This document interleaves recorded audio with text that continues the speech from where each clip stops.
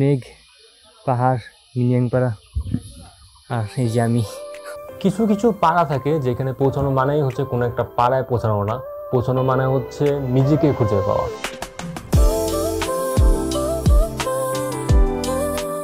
আর মিনিয়াংপাড়ায় যাওয়ার সেই পথটা আমার জীবনের এমনই এক বদলে যাওয়ার সময় ছিল।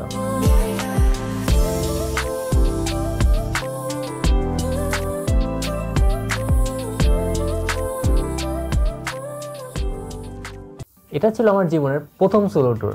কয়েক মাস আগে আমি একাই বের হয়ে পড়ি বান্দরবনের উদ্দেশ্যে।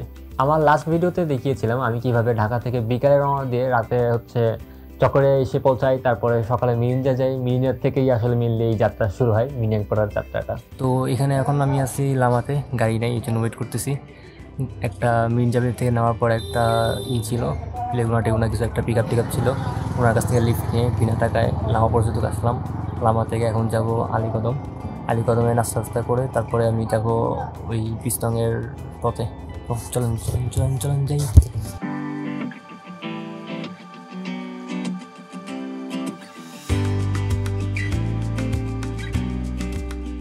তো মিরিঞ্জা থেকে বের হয়ে প্রথমে আমি রওনা দিই হচ্ছে আলীকদমের উদ্দেশ্যে। তো যেহেতু শুক্রবার, ভাবছিলাম যে আলীকদমে যে অন্য কোনো না কোনো টিম তো পেয়েই যাব, যাদের সাথে এই পাহাড়ি পাড়ার উদ্দেশ্যে রওনা দেওয়া শুরু করব। কিন্তু আমার যে কপাল ভাই, ওইখানে যায় দেখি মানুষ তো দূরের কথা, কোনো কাকপক্ষীও নাই যে ওই রুটে যাবে।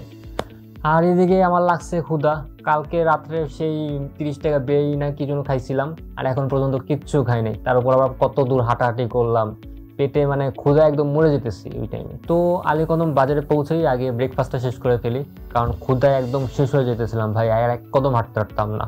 তারপর আমাদের হচ্ছে ওই লঞ্চঘাটের উদ্দেশ্যে সিএনজিতে করে গেলাম লঞ্চঘাটে, কারণ লঞ্চঘাট থেকে আমার যেতে হবে নদীপথে দুসরি বাজারে, ওইখান থেকেই হচ্ছে মিলি ট্রেকিং শুরু হবে আর কি। লঞ্চঘাটে যেয়ে দেখি ভাই আরেক কাহিনী, কোনো লঞ্চ ছাড়তেছে না, পর্যাপ্ত পরিমাণ মানুষ না হলে কোনো লঞ্চ ছাড়বেও না। আর লঞ্চঘাট বলতে এটা জাস্ট নামি লঞ্চঘাট, চলে হচ্ছে বড় বড় ছোট ছোট ট্রলার বা হচ্ছে বড় বড় নৌকা আর কি, মানে ইঞ্জিন চালিত নৌকা যেগুলো।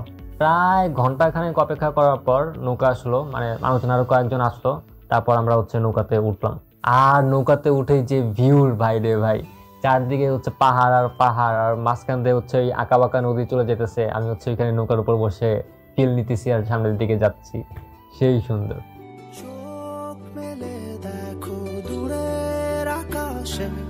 অভিমানী মেঘ ভাবছে একা, কান পেতে শোনো গাছের পাতারা মুখ লুকিয়ে কাঁদছে একা। দুসরি বাজার থেকে মিনিয়াংপাড়া পর্যন্ত যেতে লাগবে হচ্ছে 4 থেকে 5 ঘন্টার মতন সময়। আর আমি এখন যেখানে আছি এখান থেকে দুসরি বাজার পর্যন্ত যেতে লাগবে 40 থেকে 50 মিনিট সময়। তো আমার ক্যালকুলেশন অনুযায়ী আমি বিকালের মধ্যে হচ্ছে মিনিয়াংপাড়া থাকবো, বিকালের আগেই থাকবো। তারপরে বিকালটা হচ্ছে পাহাড়টা ঘুরে দেখবো, পাহাড়ের সৌন্দর্য দেখবো, সূর্য ডুবা দেখবো, এই হচ্ছে প্ল্যান। বাট রিমেম্বার ভাই, আমার পোড়া কপালের কীর্তি কাহিনী, মানে এটা এখনো আমার পিছ ছাড়তেছে না। আমরা হচ্ছে এখন আমতলী ট্রলার ঘাট থেকে ট্রলারে উঠছিলাম, অলমোস্ট হচ্ছে 11টা বাজে উঠছিলাম, এখন 1 ঘন্টা হয়ে গেছে, জানি না কতটুকু আসছি। ট্রলারে উঠছি কিন্তু নামে দেখেনি, এখানে মানুষজন হেঁটে হেঁটে আসতেছে। এই জায়গাটা পুরাটুকুই পানি থাকার কথা ছিল, এদিকে পুরাটুকুই পানি থাকার কথা ছিল, কিন্তু এখন বর্ষা না দেখে পানি নাই দেখে ট্রলার ঘাট চলে না, তাই আর হাইটে যাচ্ছি। কি আছে আর জীবনে, নৌকা থামে, আমরা ধাক্কা দিই, আবার চলে, একটু পরে আবার থেমে যায়, মাঝখান দিয়ে দিয়ে আবার পানি উঠে পড়ছে ভাই নৌকার উপরে। কি অবস্থা, কি নৌকা নিয়ে আসছি, এগুলো দেখে কয়েকটা প্যাসেঞ্জার মাঝির উপরে মানে চিল্লা একবার শেষ, বাকি কয়েকজন আবার হাসতে হাসতে শেষ, মানে কি এক নাটকীয় টিপ রে ভাই। Here we go again. আর ঝর্ণার পাড়ে একদম ঠান্ডা ভাই,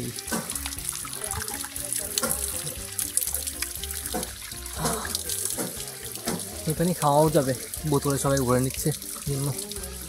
আমাদের এই নৌকা আবার ডিস্টার্ব দিচ্ছে, 2-3টা নৌকা আগে চলে গেছে, তাহলে আমাদেরই মনে কপাল খারাপ, আমাদের কি আমার কপাল খারাপ প্রত্যেক টুরেই হয়। কিন্তু এই জায়গাটা অনেক সুন্দর, মানে দুই পাশে পাহাড় আছে, তারপরে ঝুম চাষ করতেছে, মাঝখান দিয়ে যদি পানি বেশি থাকতো তাহলে মাঝখানে ট্রলার দিয়ে শান্তি মতন গেলে জায়গাটা দেখতে দেখতে আরও ভালো লাগতো। আমি প্রথম দিকের ফুটেজ কয়েকটা দিয়ে দিব, ওই টাইমে ভালোই লাগতেছিল প্রথম দিকে, আধা ঘন্টা যাওয়ার পর ঠেলা বুঝছি পানি আজকে বুঝতেই পারতেছি যে অনেক ধকল যাবে আমার শরীরের উপর দিয়ে, তাও যেতে ইচ্ছে করতেছে কারণ পাহাড় ডাকতেছে ভাই। চারিদিকে হচ্ছে পাহাড়, আর মাঝখানে আমি, মাঝখানে নদী। ও নৌকা কই আছে আল্লাহই জানে, আসবে নাকি আল্লাহই জানে। নৌকায় ব্যাগ রেখে আরেকটা ভুল করছি, হাইটেই যাওয়া লাগতেছে সেই।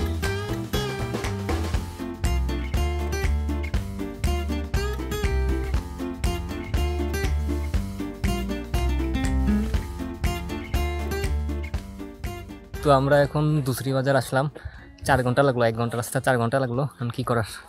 যাই হোক, দুসরি বাজারে এখন নতুন নিয়ম করছে যে দেখতেছেন নাকি জানি না, ওই যে ওইখানে ক্যাম্প আছে, আর্মি ক্যাম্প, ওইখানে আর্মি ক্যাম্পের থেকে রেজিস্টার করে টোরে তারপরে হচ্ছে শুরু করা লাগে। তো দেখা যাক।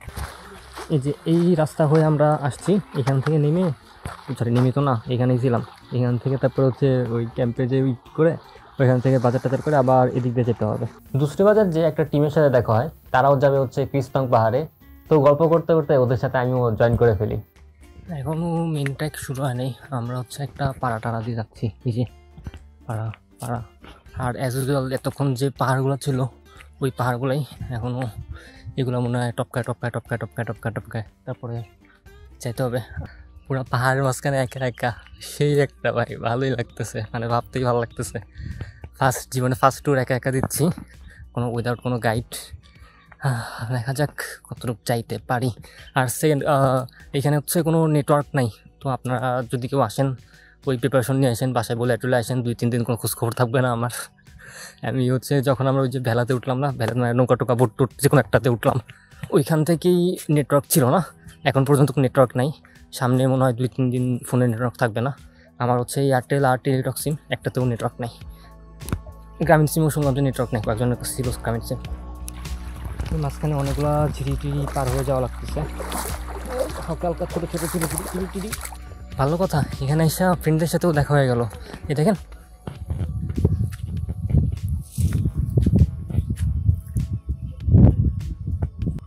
এইখানে আমরা যাওয়ার মাঝখানে টোটাল 7 থেকে 8টা পাড়া আছে। 8টা পাড়ার মধ্যে এই পাড়ার রূপ নাম বলে গেছি, এই পাড়াতে 30টা ফ্যামিলি আছে। এই ফ্যামিলির হচ্ছে ম্যাক্সিমামই হচ্ছে ওই তামাক চাষ করে। আশেপাশে তো দেখালাম, এই যে ওই যে একটু আগে যে ফুটেজগুলো দেখালাম ওইগুলো হচ্ছে তামাক পাতা। আর আমরা হচ্ছে যখন বোটে আসতেছিলাম, বোটেও দেখলাম যে অনেক, মানে বোটের আশেপাশে দেখলাম যে অনেকগুলো তামাক চাষ হইতেছে। পাহাড়ি মুরগি আসতেছে নাকি কতটুকু কে জানে। আজকে যদি এগুলো একটা পাই, ওইখানে যা খায় ফেলবো অনেক ধরে নিয়ে। এইখানে এক পাড়ায় আসছি, ওই অনেকটুকু ঝিরি, এখানে হচ্ছে একটু পরপরই কোনো না কোনো ঝিরি আছে। আসলে ফুটবল হতেছে, না বড়ই আছে। এটা দেয় হচ্ছে পশু পাখিরা জন্য ওই পারে না যেতে পারে, এই পারে না আসতে পারে, এই জন্য। এইখানে হচ্ছে অনেক অনেক অনেক পাথর, সেই নাপিত ছড়ার মতন এখানে সব অনেক অনেক পাথর পড়ে আছে। নাপিত ছড়ার মতন অত বড় না, বাট আছে আর কি, অনেক বেশি পাথর। আর জঙ্গলটাও যত ভিতরে ঢুকতেছি আস্তে আস্তে আরও গহীন হচ্ছে, যে জঙ্গলের আওয়াজগুলো শোনা যাচ্ছে, পাখি না পোকা টোকা কিছু একটা আওয়াজ শোনা যাচ্ছে জঙ্গলের। ঝর্নার এখানে আসলে বা এই পাহাড়ের জঙ্গলের ভিতরে আসলে এইসব রাস্তা খুব ভালো লাগে। হাঁটতে অনেক কষ্ট হয়, হ্যাঁ হাঁটতে অনেক কষ্ট হয়, কিন্তু পাহাড়, আমি তো আবার জুতোটা টানিনি, খালি হাঁটতেছি, হালকা হালকা ব্যথা লাগতেছে। বাট এরকম ফিল যদি না নিতে পারি তাহলে আসার কোনো মানেই হয় না। কিন্তু এই রাস্তাগুলা ভালো, মানে রাস্তা দেখে দেখে যাওয়া যাচ্ছে। এগুলা সম্ভবত ওই পাড়ার লোকজনরাই বানাইছে রাস্তাগুলা। ওকে, এই যে রাস্তার পাশে ওইখানে অনেক বড় খাল, এখানে অনেক বড় একটা খাল। এখানে তো তাও একটু মাঝখানে গ্যাপ আছে, এদিকে গ্যাপ আছে, সামনে মানে এই গ্যাপও থাকবে না। তো হাঁটতে হাঁটতে আমরা প্রথম ঝর্ণা দেখে ফেলছি, জানতাম না যে এখানে ঝর্ণা টর্ণা আছে। এই ঝর্ণার নাম নাকি হচ্ছে শামুক ঝর্ণা, ছোটো ঝর্ণা। দেখেন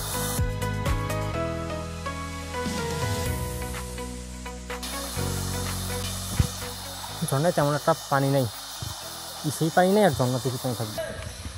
এখন আমরা মনে হয় বনের পাড়টা মোটামুটি পার করছে, এখনও খালি পাহাড়, এখান থেকে খালি উঁচু আর উঁচু, গামায় টামায় অবস্থা খারাপ। আর এদিকে রাস্তায় যে হালকা একটু পড়ে গেলেই পা পিছলে পড়ে গেলে একদম পুরা খাড়া পাহাড়। ও আর এদিকে দেখেন উপরে কতটা উপরে, সবচেয়ে লাইফে সবচেয়ে বেশি হার্ড লাগতেছে এই পাহাড়ে উঠতে।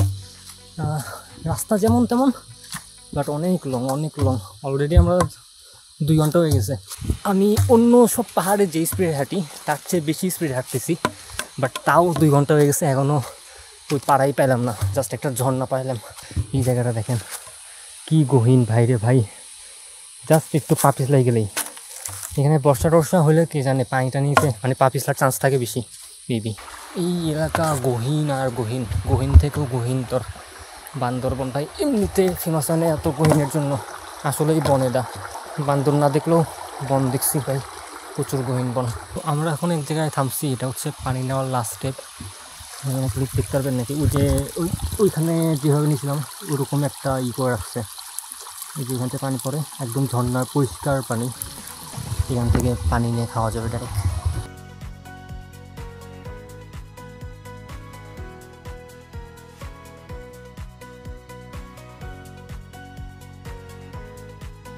জাস্ট গাছের শিকড়গুলো দেখেন কেমনে প্রকৃতি কেমনে কি বানাইছে ভাই ভাই, কেমনে রুটগুলা বের হয়ে গেছে। এটা গাছটা কইছি রুট, এই রুটগুলা গাছ হচ্ছে এই যে এটা দেখা যাচ্ছে না, কিন্তু ভালোই বড় গাছ।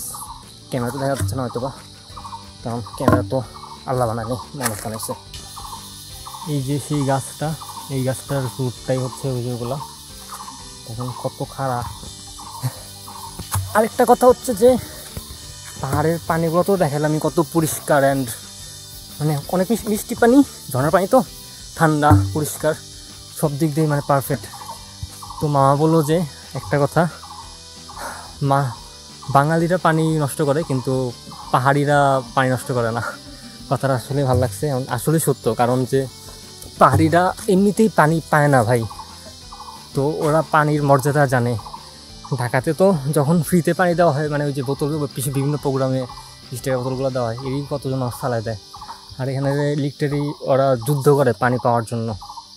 কি লাইফ ও ভাই, কত খারাপ শালা।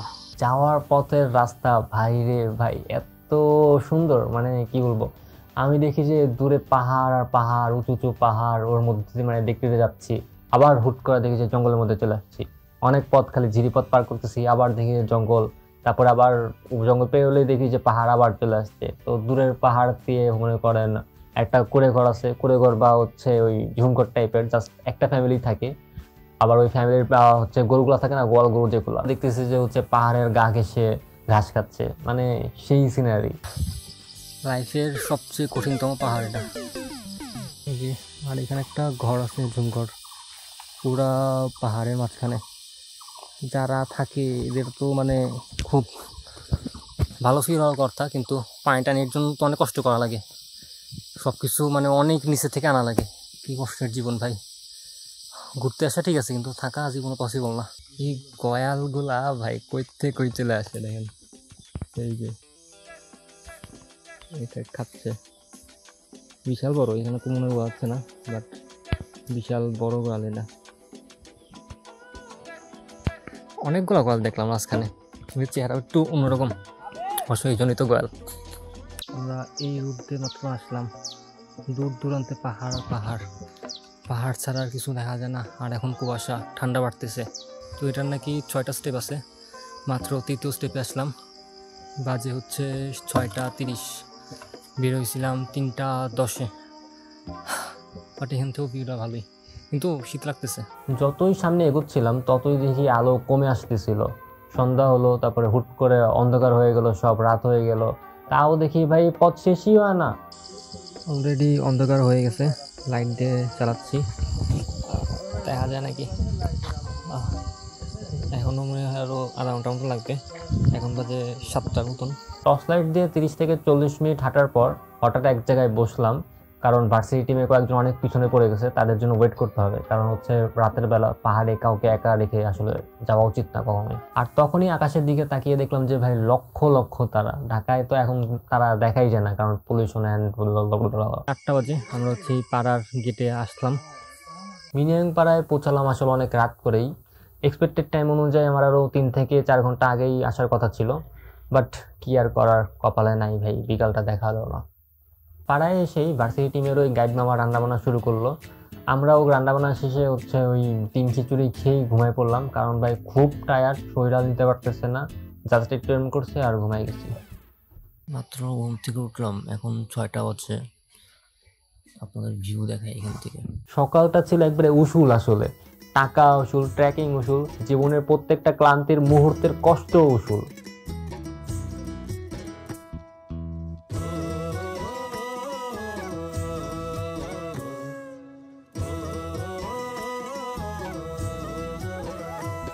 চল পাহাড় যাব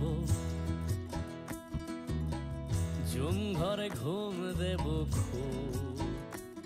মন চাইছে। এই ভিউটা আসলে কোনো ক্যামেরায় ক্যাপচার করে প্রকাশ করা সম্ভব না, এটা আসলে ভাই অনুভব করার জায়গা। এখানে যে এই বাড়ির নিচে এরা সব জ্বালানিগুলা কালেক্ট করে, অনেক জ্বালানি কাঠ মারতে একদম পড়ে গেছে। কালকে আমরা এইখানে ছিলাম, এর ভিতরে টোটাল আমরা ছিলাম হচ্ছে 8 জন। সবাই হচ্ছে অপরিচিত, কাউকে চিনি না, ট্যুরে আসছি, আমি তো গাইডও নেই, তো এই গ্রুপের সাথে পরে অ্যাড হয়ে গেছিলাম আর কি। তো আমি এখন মিনিয়াং পাড়ার একদম পিক পয়েন্টে দাঁড়ায় আছি। পিছন দিক দিয়ে সব কিছু, এই যে বাড়িঘর দেখতেছেন, এগুলো হচ্ছে মিনিয়াং পাড়া, পিছনে সব মিনিয়াং পাড়া। ভালোই লাগতেছে, পুরো জঙ্গলের মধ্যে একটা পাড়া। খেমচুন পাড়া আছে সামনে, বাট তার মানে আমরা যে আসলাম প্রায় 3 ঘন্টার মতন, মাঝখানে কোনো পাড়া নাই। কাল আমরা এই রাস্তা দিয়ে আসছি, আর এটা হচ্ছে মিনিয়াং পাড়ার গেট। এখান থেকে ঢুকে হাতে ডান সাইডে হচ্ছে আমরা ছিলাম এখানে, এই পাড়ার মধ্যে একটা, এই বাম সাইডেও হালকা কয়েকটা বাড়ি গাড়ি আছে। আর এদিকের মানুষরা অনেক শুকর পারে, শুকর, গোয়াল, গরু, ছাগল টাগল, আর মিন চাষ হচ্ছে এদের, জুম চাষ। আর এখানে পর্যটক অনেক বেশি আসার কারণে এদের এখন মিন ব্যবসায় হচ্ছে ওই পার নাইট যে 200 টাকা করে থাকি আমরা, ওরা টাকা। এই পাড়াটি আসলে এমনি হয়ে ওঠে নাই, মিনিয়াং পাড়াটাও মনে হয় একটা আসলে গল্পই, কারণ এই মিনিয়াং পাড়াটার নাম আসছে আসলে একটা মানুষের নাম থেকে, যার নাম হচ্ছে মিনিয়াং কারবারি, ওনার নামেই ওনার পাড়া। আর ওনার এই পাড়া পাইছে হচ্ছে মানে বাপদাদার সম্পত্তি হিসাবে। ওনার বাবা নাকি এই জিনিসটা ফাউন্ড করছিল, ওনার বাবার নাম হচ্ছে ম্যানকিউ, ওই বাবার নামেও মনে হয় একটা পাড়া আছে, ম্যানকিউ পাড়া বা মিনিকিউ পাড়া কিছু একটা, বান্দরবনি। এইখানে চার্জে দেওয়ার ব্যবস্থা হচ্ছে সব সোলার প্যানেলে, উপরে হচ্ছে সোলার প্যানেলগুলো লাগানো আছে। আর এখানে হচ্ছে এই যে এইখান থেকে এই কেবল দিয়ে চার্জ দেওয়া লাগে, বাট আমি একটা ভুল করে ফেলছি, আমার কাছে শুধু C2C কেবলই ছিল, C2C কেবল দিয়ে চার্জ দেওয়া যায় না। এটাতে আপনার হচ্ছে ওই নর্মাল যে টাইপ A কেবল থেকে টাইপ C কেবলের কনভার্ট করা হয়, এই কেবলগুলো আর কি, এটা থেকে তারপর আপনার যেটা লাগে BC যা লাগে ওটা থেকে কনভার্ট করতে পারবেন। বাট ডাইরেক্ট ওই সুইচ বোর্ডের ওটা নাই, সুইচ বোর্ড বলে ওই, বুঝছেন তো, ওটা নাই। আগে এইখানে আসলে অনেক ধনেশ পাখি থাকতো, মেনলি ধনেশ পাখির বদলতে এই পাড়া বা হচ্ছে এই পাহাড়গুলা, যেমন কৃষ্ণা রুংরাং যারা কালকে কভার করব, ওগুলা ফাউন্ড করা হয়েছিল। কিন্তু এখন দুঃখের বিষয় যে এই ধনেশ পাখি বিলুপ্ত, জাস্ট হচ্ছে ওই মিনিয়াং পাড়ার বাড়িতে একটা ধনেশ পাখির মাথা আছে, যিনি ভিডিওতে মনে দেখতেছেন এখন এই টাইমে, যেটা এটাই আমরা যেখানে ছিলাম আর কি।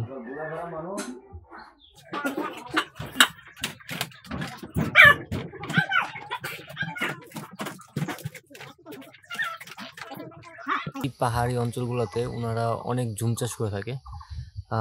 শুনলাম যে বছরে 8 মাসের মধ্যে 4 মাস হচ্ছে ওরা এখানে বসে থাকে, যখন হচ্ছে বর্ষার সিজন, ওদের ওই টাইমে কোনো টেনশন নেই, পানি টানি নিয়ে কোনো প্যারা নেই। বাকি 8 মাস ওরা পানি নিয়ে অনেক কষ্ট করে। আমি দেখলাম এখানে ওরা কলসিতে অনেক পানি, দূর দূরান্ত থেকে, আশেপাশে তো মানে পাহাড়, কোনো পানির সোর্স নেই, একটা ঝিরি যা আছে নিচে টিচে, এদিকেও নিচে হালকা একটা নিচে একটা ঝিরি আছে, ওইখান থেকেও পানি আনে, ওইখান থেকে যদি পানি না পায় তাহলে আরও 2-3 জায়গা আছে আশেপাশে, ওইসব জায়গাতে পানি এনে কালেক্ট করে রাখে কলসিতে বা জগে টগে জারে, যেভাবে পারে কালেক্ট করে রাখে। আর মেন কথা হচ্ছে আশেপাশে কোনো বাজার নেই। আমরা যেখানে ট্রলার থেকে নামছিলাম ওই দুসরি বাজার, ওইটাই একটা বাজার, ফার্স্ট বাজার, তা ওটা ছোটো বাজার, তেমন একটা বাজার না। মেন বাজার হচ্ছে আলীকদমে, এখান থেকে আলীকদম যেতে আমাদের তো আসছে আলীকদম থেকে লাগছে ট্রলারে 4 ঘন্টা, ধরলাম 1 ঘন্টা লাগবে, আমাদের হয়তো 4 ঘন্টা লাগছে, 1 ঘন্টা, আর এখানে 3 ঘন্টা, 4 ঘন্টা। তো পাহাড়ি অঞ্চল থেকে বাজারে যেতে লাগে 4 ঘন্টা হেঁটে। কি লাইফ ভাই! আর আমাদের বাসার নিচেই বাজার। তো যাই হোক ভাই, টাটা, বাই বাই। নেক্সট দিন বলবো কীভাবে আমি একদিনে এই চিম্বুক রেঞ্জের সবচেয়ে বড় 2টা পাহাড় ক্রিস্তং আর রুংরাং সামিট করলাম।